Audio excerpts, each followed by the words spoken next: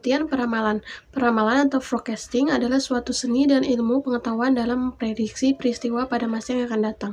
Peramalan akan melibatkan pengambilan data historis atau penjualan tahun lalu dan memproyeksi mereka ke masa yang akan datang dengan model matematika.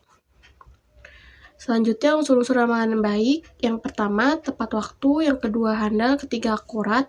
Keempat, berarti. Kelima, tertulis. Dan keenam, mudah digunakan. Lalu, langkah-langkah peramalan. Yang pertama, menentukan tujuan.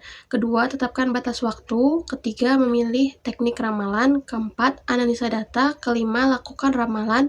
Dan keenam, monitoring ramalan. Selanjutnya yaitu jenis forecasting. Berdasarkan fungsi dan tujuan memiliki 4 jenis. Yang pertama, general business forecasting, yaitu peramalan bisnis secara keseluruhan mulai dari ekonomi, politik, sosial, budaya, dan hal-hal lainnya yang bersifat makro. Yang kedua, sales forecasting, yaitu peramalan jumlah barang yang bisa dijual di masa mendatang berdasarkan data penjualan sebelumnya. Yang ketiga, demand forecasting, yaitu peramalan yang bertujuan untuk mengetahui perkiraan permintaan dan kondisi pasar. Yang keempat, financial forecasting atau biasa disebut juga dengan capital forecasting, yaitu bertujuan untuk memperkirakan biaya dan modal yang dikeluarkan di masa mendatang. Jenis-jenis forecasting atau peramalan berdasarkan waktu. Yang pertama ada peramalan jangka pendek, memiliki jangka waktu kurang dari 1 tahun, umumnya kurang 3 bulan. Peramalan jangka pendek ini digunakan untuk rencana pembelian dan penjadwalan kerja. Lalu yang kedua, peramalan jangka menengah, memiliki jangka waktu 3 bulan sampai 3 tahun. Digunakan untuk perencanaan penjualan serta perencanaan dan penganggaran produksi. Lalu yang terakhir ketiga, peramalan jangka panjang, memiliki jangka waktu 3 tahun atau lebih.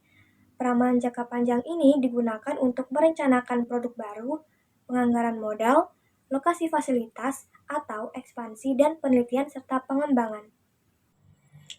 Oke, selanjutnya ada ketersediaan data. Yang pertama ada metode kualitatif, di mana perusahaan atau organisasi tidak memiliki data yang cukup untuk dianalisis.